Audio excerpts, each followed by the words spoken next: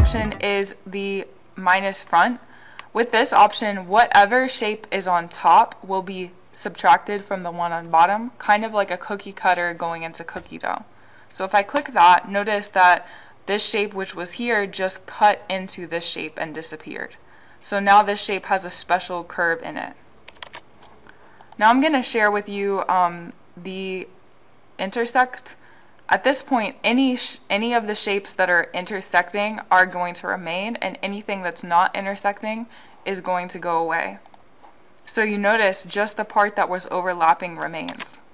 Finally, I have the exclude, which means anything that overlaps will go away, and the rest remain. So these are very useful tools to use in Illustrator. Now if I go back to Illustrator, I can see that I need to join these two shapes. So I'll click on my first shape, hold down on Shift on my keyboard, and click on my second to make sure they're both selected. And then again, I'll find my Pathfinder tool in my panel, and I'll click on my first option of Unite. Now these two shapes have become, as you can guess, we still need to draw at least one more shape, which is our background of our C or our circle. So what we're going to do first is label the shape we just created. Go into your layer panel, and for this shape that's now your compound shape, I want you to rename this key or panhandle. It kind of looks like a key shape to me, so I'm going to name that my key. So at this point I need to make a circle in order to have this key cut into the circle to make this circle shape. So what I'm going to do is go back to my polygon menu, and I'm going to create my ellipse. I'm going to hold down on my shift while I drag this shape out, and I'm just going to position this perfectly in the center of my design so that it matches with the background. At this point, I'm going to use my Pathfinder tool again.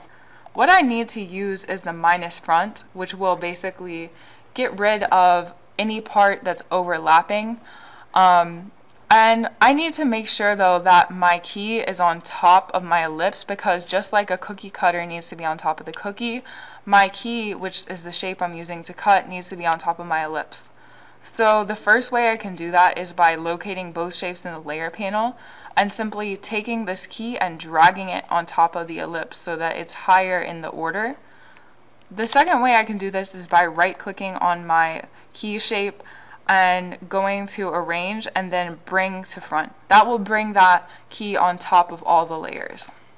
So once that's done, I can simply select both of these layers and then go back to my Pathfinder tool, and this time I'm going to use the minus front, which gets rid of the shape on top and cuts it into the shape on the bottom. So now I have this C, which has been cut into my other shape. So at this point, I can basically edit this whole thing to look like the Uber logo, because if I look and get rid of my Uber logo, I basically have the outline here. So at this point, I'm going to go back to my properties panel, and I'm just going to play with my properties here. So my stroke I now no longer need. I can get rid of it.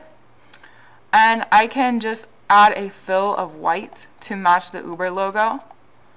The other thing I can do is edit the background. So, you know, I want to go back and unlock the background so that I can start to edit it. So I'm going to unlock it, click on it, then go back to my properties.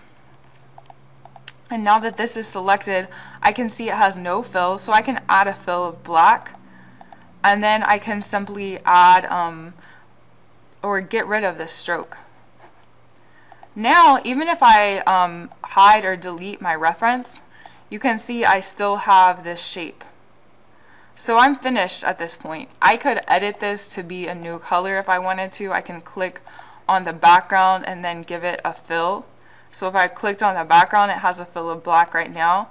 I can, for example, with my background, I can play with it and give it different colors of fills. And once I get to one I like, what I'm going to select all the layers that I want to be exported. In other words, I'm going to select my background and my path. Then I'm going to go to File, and then I'm going to go to Export Selection. And notice this should be my asset.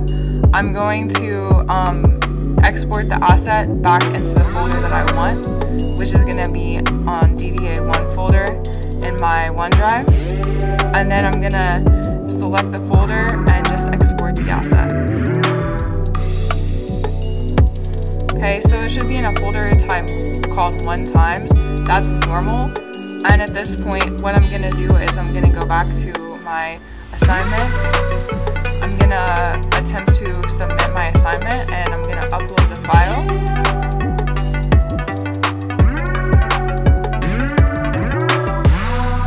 And I want to make sure that it's the correct one, so I'm going to go to this one, Asset 1, Open, and then Submit.